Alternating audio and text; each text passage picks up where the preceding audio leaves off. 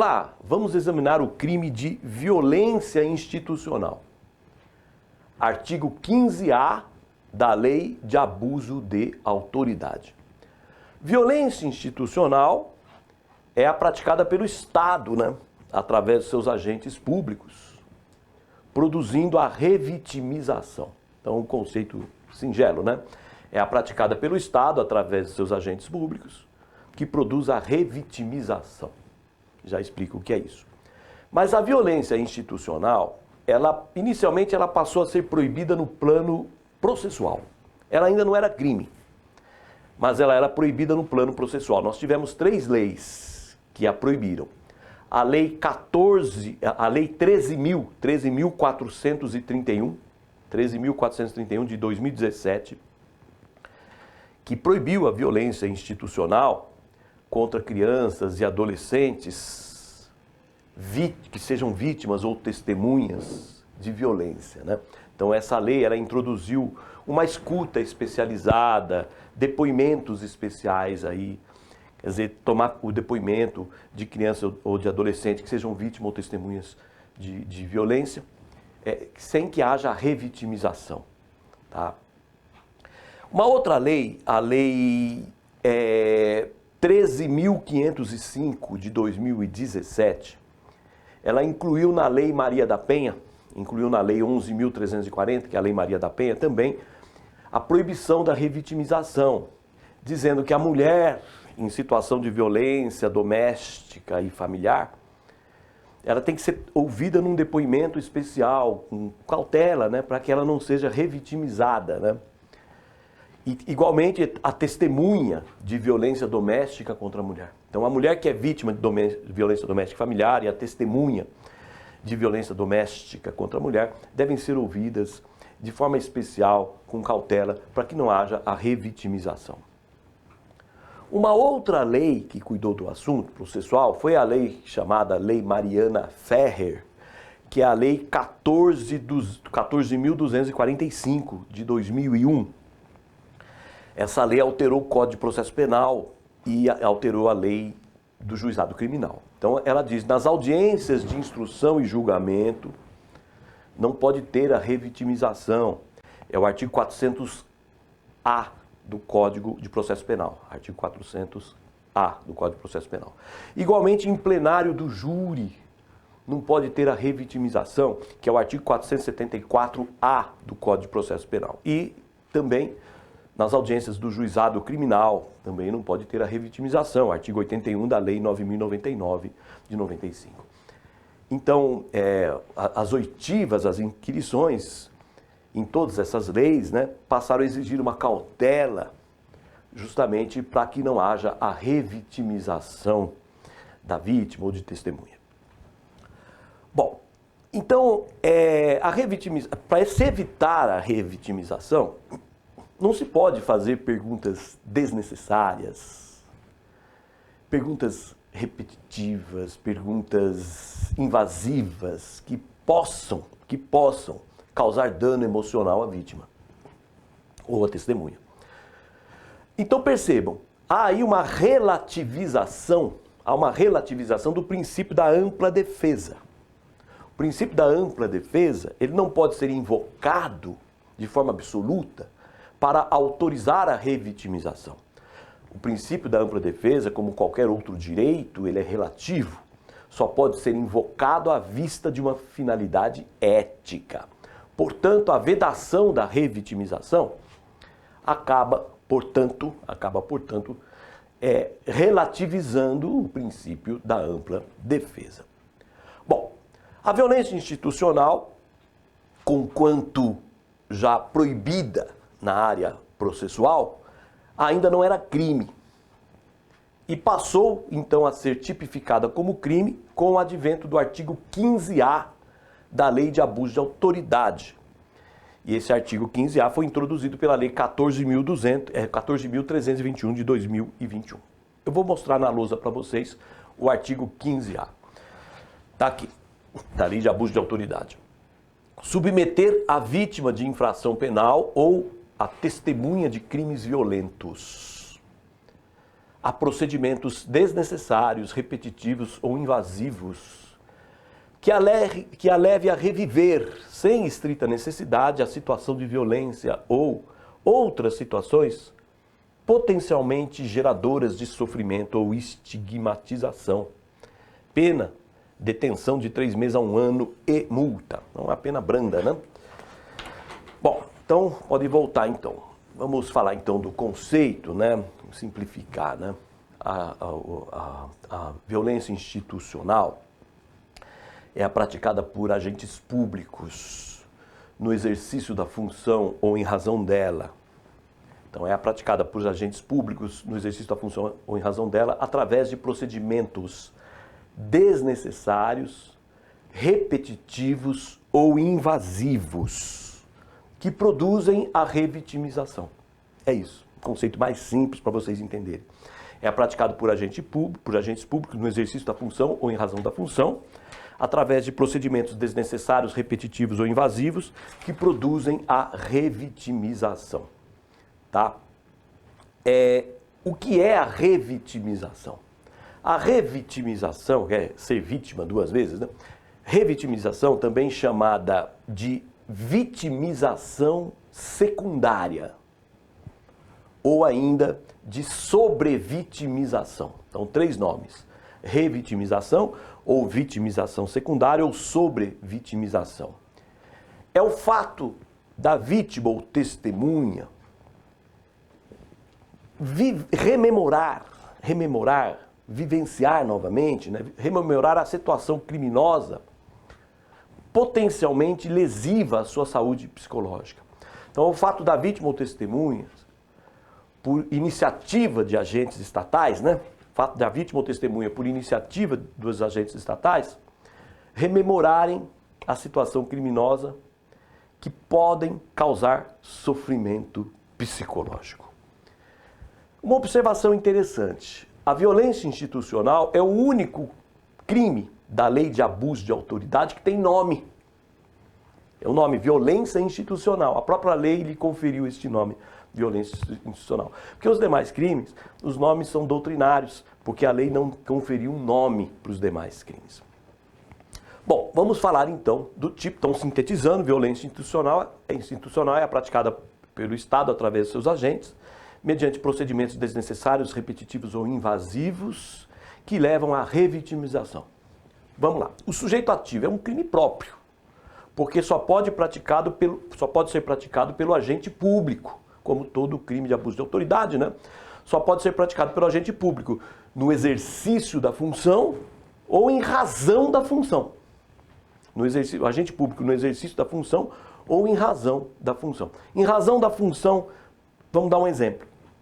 O delegado de polícia está de férias, mas está sendo lavrado um boletim de ocorrência em sua delegacia e ele vai lá e interfere na lavratura do boletim de ocorrência fazendo perguntas invasivas para a vítima, que está lá fazendo o boletim de ocorrência. Ele pratica o crime, porque foi em razão da função, embora ele estivesse de férias. Tá? Esse crime de violência institucional, ele pode ser praticado, às vezes, por ignorância do funcionário público ou falta de sensibilidade, né? Que faz perguntas desnecessárias, invasivas, repetitivas. Pode até ser fruto disso, de uma ignorância ou falta de sensibilidade. Mas ele tem o dever de se informar. Quem exerce uma função pública tem o dever de funcionar, de se informar. Dever de se informar para saber aquilo que é o correto. De modo que a sua ignorância não vai excluir o crime. Desde que haja dolo, a sua ignorância não vai excluir o crime. Então, o sujeito ativo é o agente público. O particular, ele não pode cometer este crime, salvo na condição de coautor ou partícipe. Ele instiga, né, o agente público a praticar, ele é partícipe, então ele pratica junto com o agente público. Então, mas sozinho ele não vai poder praticar, ele tem que estar junto, tem que ser coautor ou partícipe do agente público. O particular, se ele fizer perguntas repetitivas, invasivas, desnecessárias, que possam causar dano psicológico, o particular, ele pode cometer o crime de violência psicológica contra a mulher. Artigo 147b do Código Penal. Ou se a vítima for homem, ele pode praticar o crime de injúria, crime contra a honra. Agora, a violência Se o particular se utiliza de violência ou grave ameaça para interesse próprio, contra a vítima, né? Violência ou grave ameaça, buscando o interesse próprio ou alheio, ele pode cometer o crime de coação no curso do processo, 344, artigo 344 do Código Penal. Bom, então o sujeito ativo é o agente público. Mas surge uma questão, mas quais agentes públicos podem praticar esse crime? Aí, duas interpretações possíveis. Primeiro, só os agentes públicos da área criminal.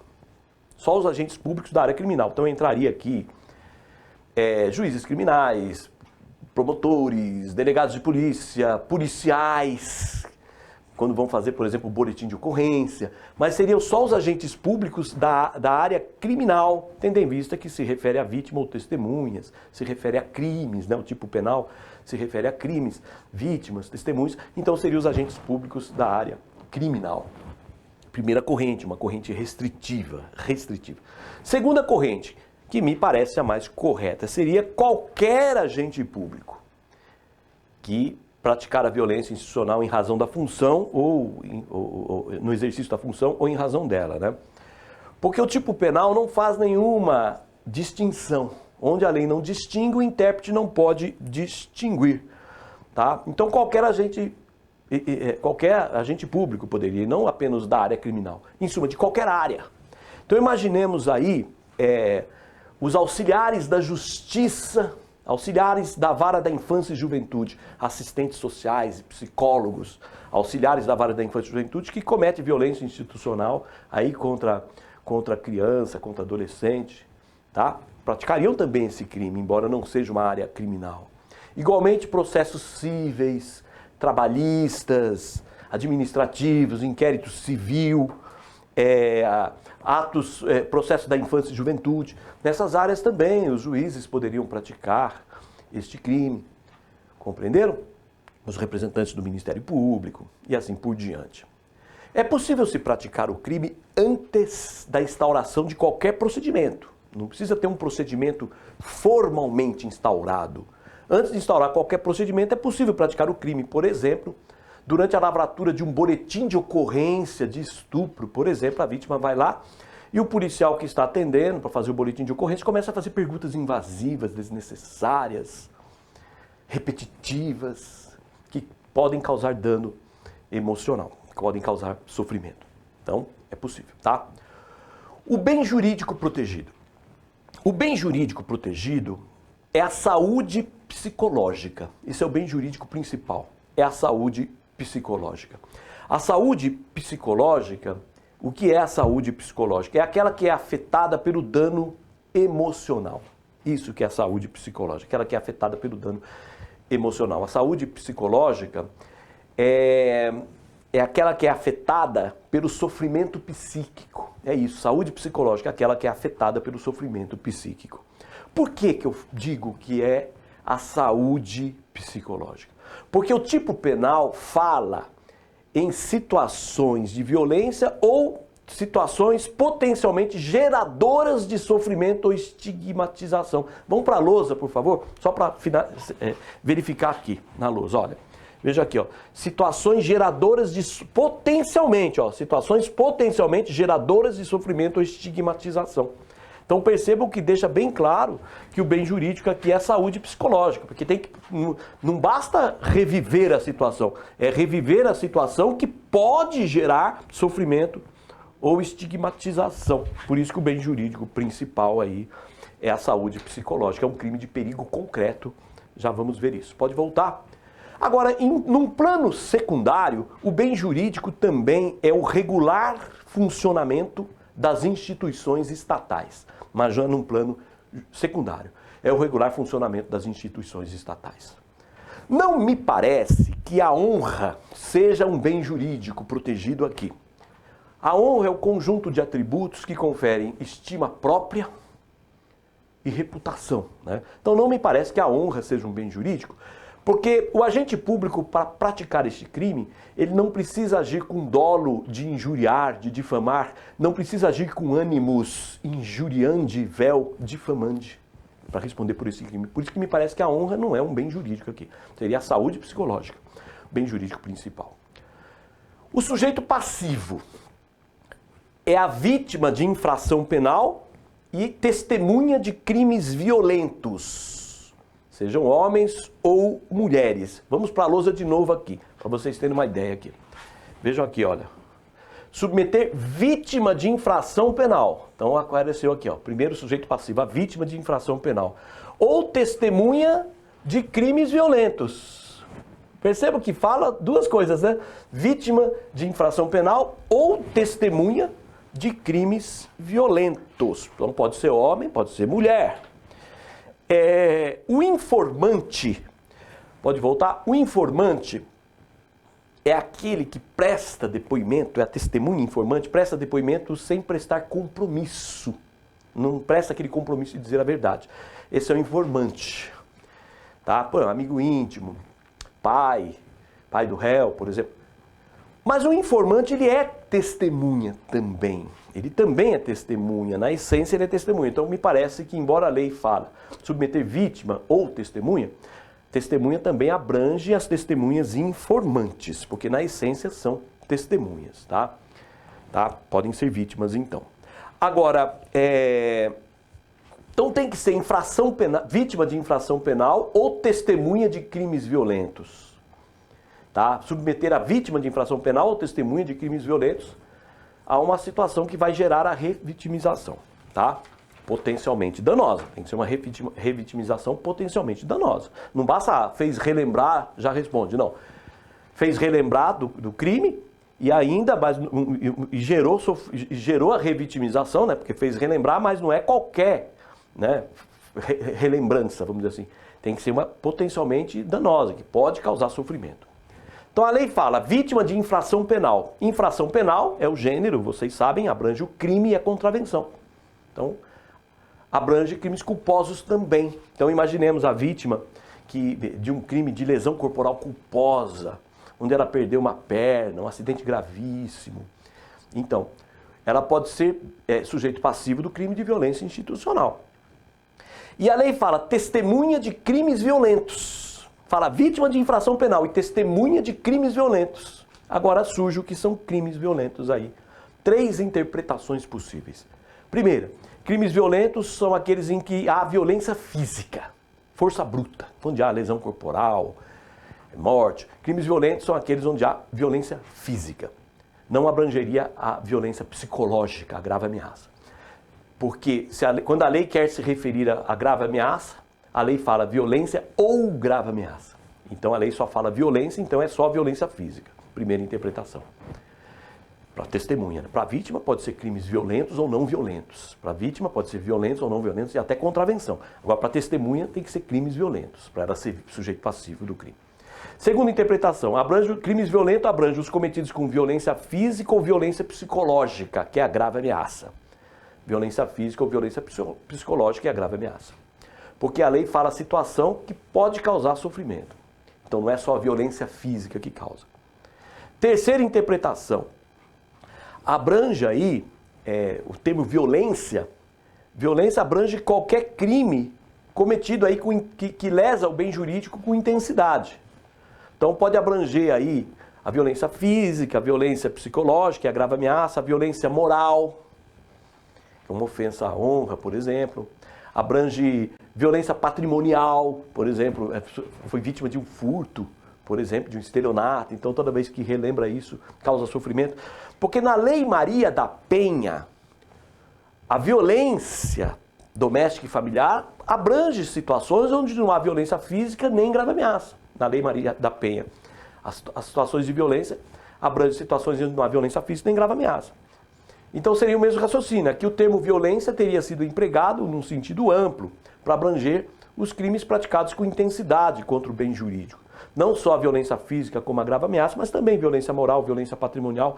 Então não precisaria ter violência física ou grave ameaça. Imaginemos que a pessoa tenha sido testemunha de um crime de estupro de vulnerável. Tenha sido testemunha de um crime de estupro de vulnerável.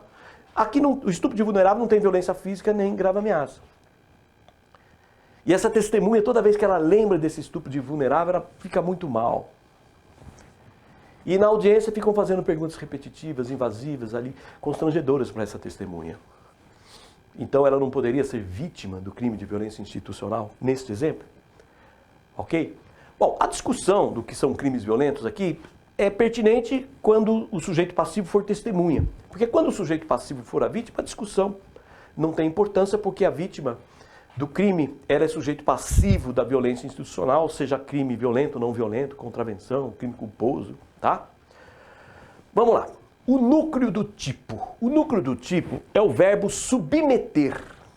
Então, submeter a vítima ou testemunha a procedimentos desnecessários, repetitivos, invasivos e tal. Submeter. O que é submeter aqui? Bom, a lei empregou esse verbo submeter no sentido de expor a uma situação ruim. Submeter é isso. Exposição a uma situação ruim. É nesse sentido. Expor como? Expor através de procedimentos desnecessários, repetitivos ou invasivos. Basta a presença do sujeito passivo no ambiente estatal, onde ocorre a revitimização. A pergunta não precisa ser dirigida ao sujeito passivo. Imaginemos o juiz na audiência, ele faz perguntas invasivas sobre a vítima, faz perguntas invasivas ao perito. E a vítima lá presente, assistindo toda aquela situação constrangedora. Faz perguntas invasivas, repetitivas, desnecessárias ao perito. Mas se a vítima está presente no ambiente estatal, o crime ocorre, ainda que a pergunta não seja dirigida a ela, porque submeteu é expor a uma situação ruim. Basta a presença do sujeito passivo no ambiente estatal, ainda que a pergunta não seja dirigida a ela. Se com uma conduta expõe mais de uma vítima, tá, gera a revitimização de mais de uma vítima, concurso formal de crimes. Então, vejam, é submeter, expor a uma situação ruim através de procedimentos desnecessários, repetitivos ou invasivos.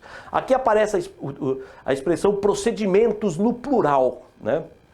E submeter a vítima de infração penal ou testemunha de crimes violentos a procedimentos desnecessários. Procedimentos está no plural, mas indica gênero. Gênero, isto é, qualquer procedimento. Qualquer procedimento aqui está no sentido de modo de agir do agente. Não é rito processual, é modo de agir do agente. Indica o modo de agir, qualquer modo de agir que leve à revitimização. Então, submeter a vítima ou testemunha a procedimentos desnecessários, procedimentos, isso. Submeter a modo de agir, qualquer modo de agir. Está no plural, mas no sentido de gênero. Então não é um crime habitual. Porque se você for interpretar só no plural, procedimento, você vai dizer, então tem que ter mais de um ato. Então violência institucional é crime habitual. Precisa fazer várias perguntas para caracterizar. Não, não é crime habitual. Procedimento está no sentido aqui do gênero, qualquer modo de agir, e não para indicar que exige mais de um ato. Violência institucional não é crime habitual. Fala procedimentos desnecessários, repetitivos ou invasivos. Desnecessários são aqueles dispensáveis para a solução do problema. Dispensáveis. Repetitivos são aqueles já realizados. São aqueles que já foram realizados com eficácia. Não precisa realizar de novo, porque já foram realizados com eficácia.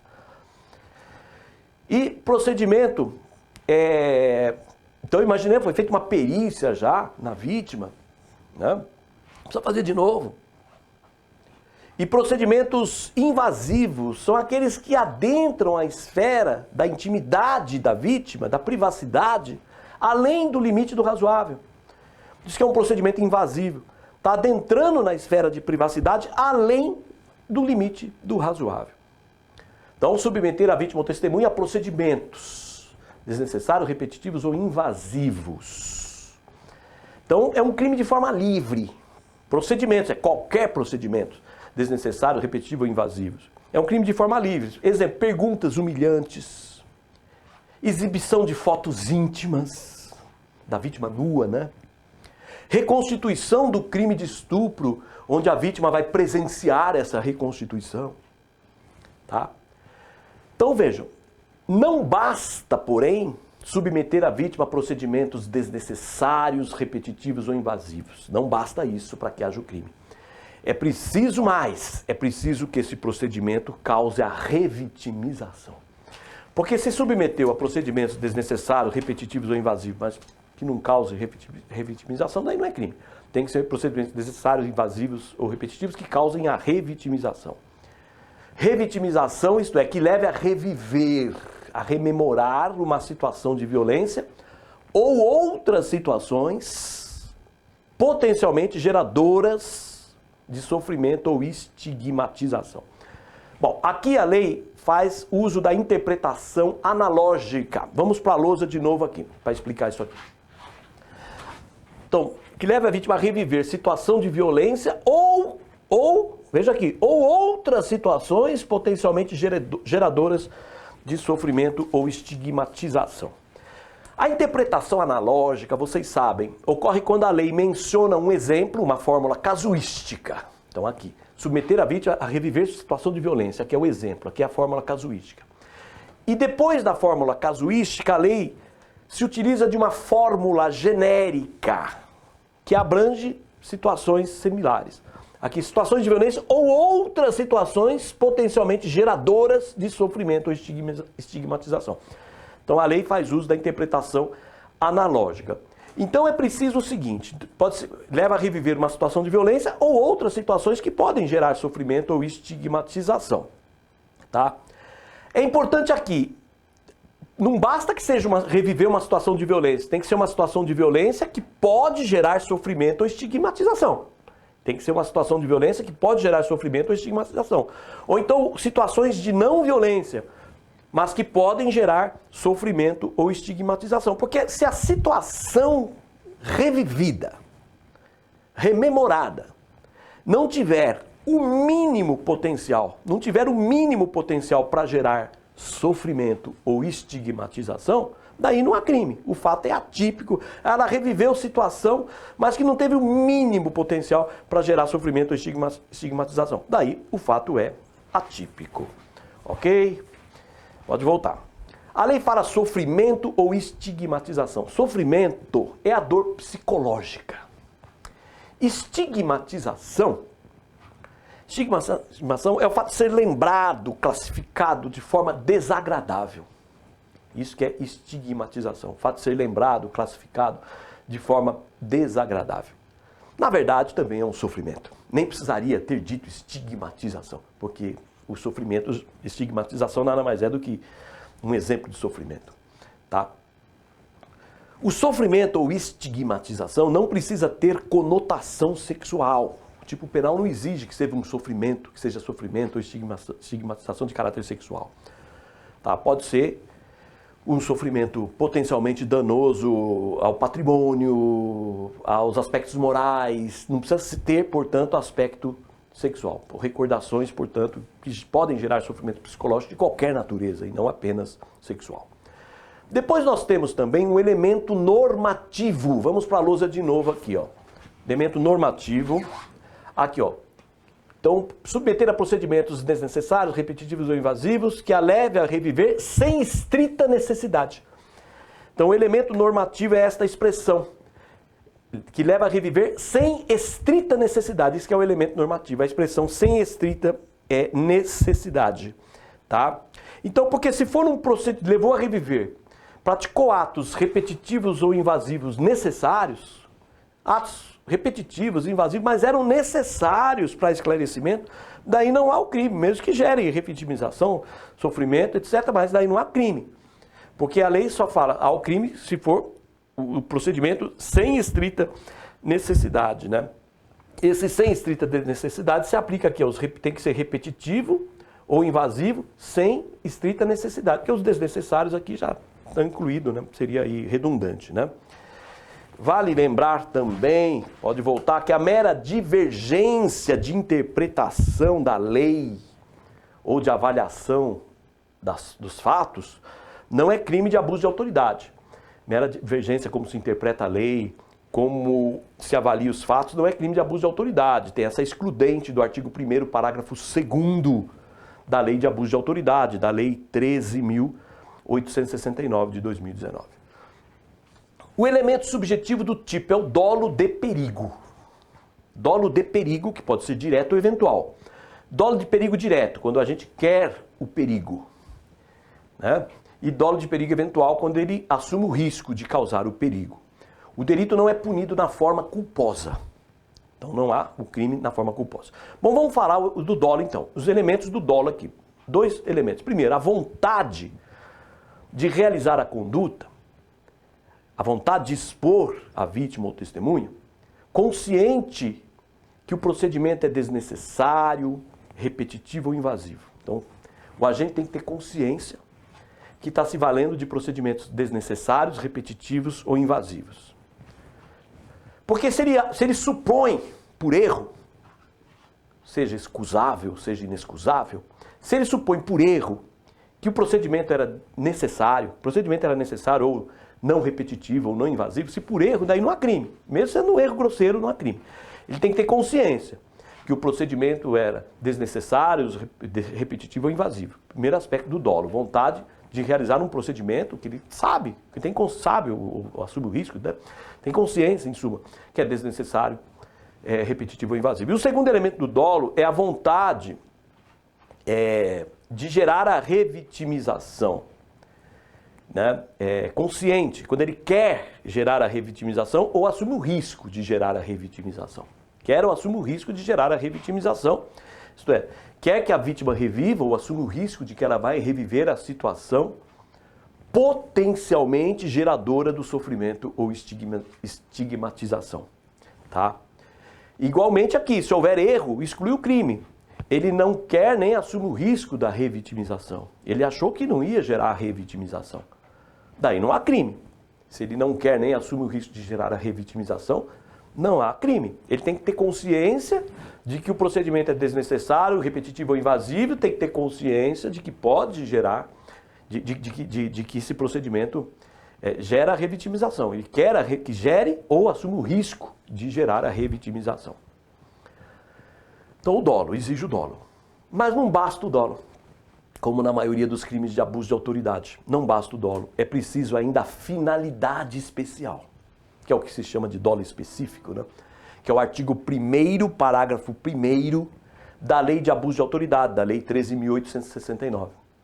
Além do dolo, exige a finalidade, que é o dolo específico. Isto é, além do dolo, ainda tem que ter o fim específico, o fim de prejudicar alguém ou beneficiar a si mesmo ou a terceiro, ou fim de mero capricho, ou fim de satisfação pessoal.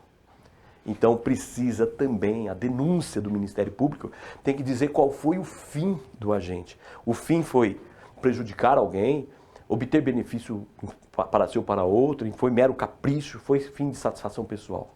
Tudo isso dificulta a configuração do crime. Consumação.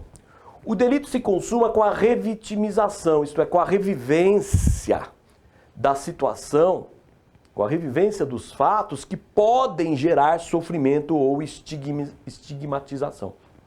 Com a revivência dos fatos que podem gerar sofrimento ou estigmatização.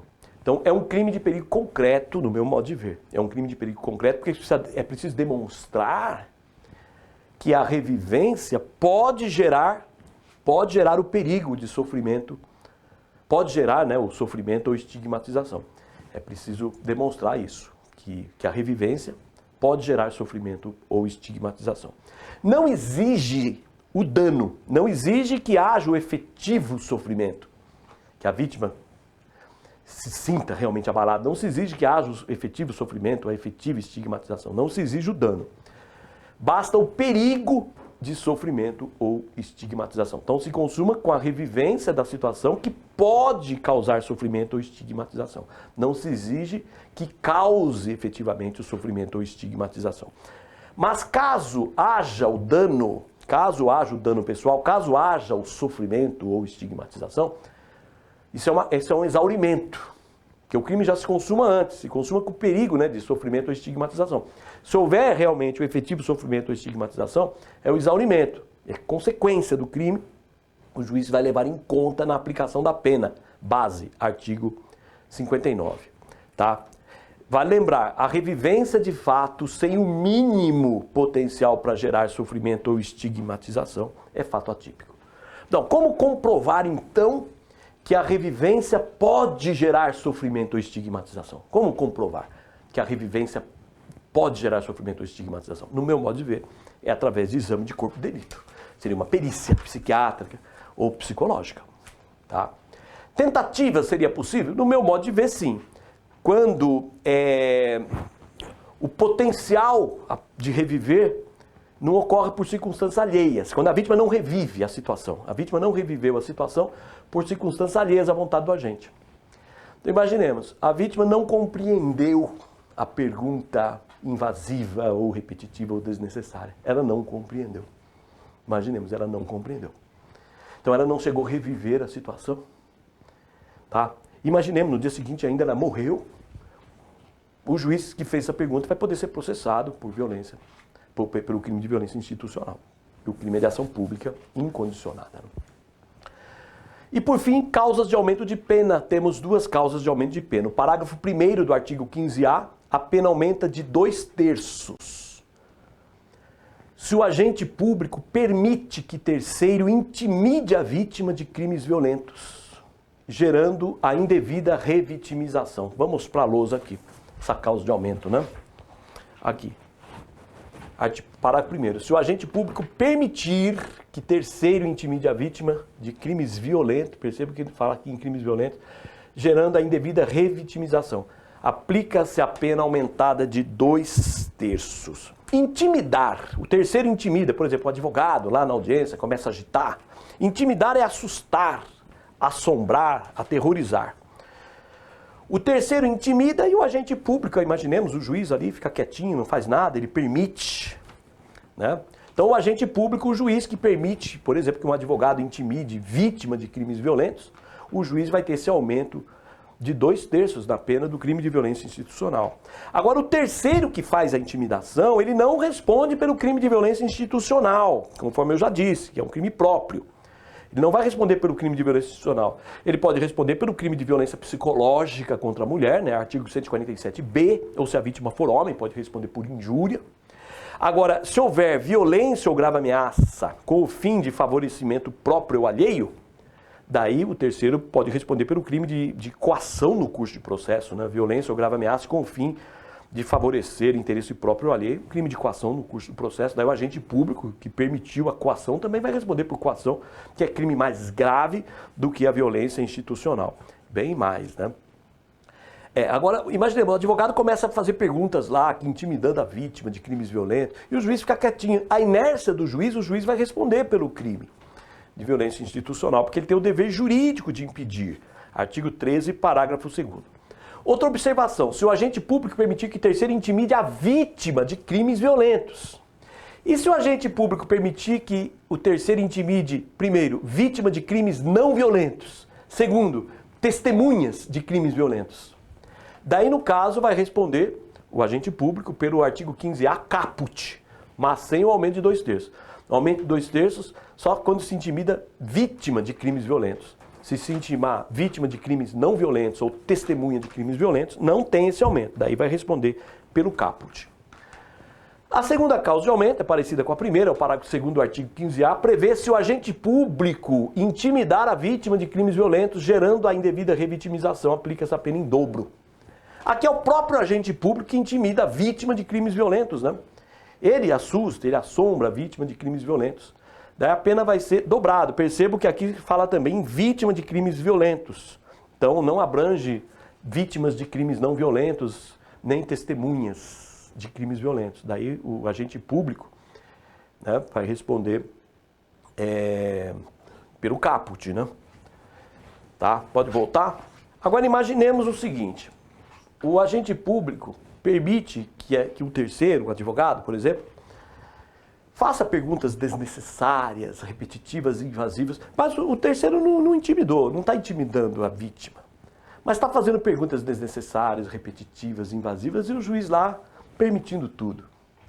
Daí, nesse caso, o juiz que permitiu tudo, ele vai responder pelo crime de violência institucional do artigo 15A caput, porque não houve a intimidação, né? O advogado que ele fez perguntas desnecessárias, repetitivas, invasivas, mas não intimidou, né?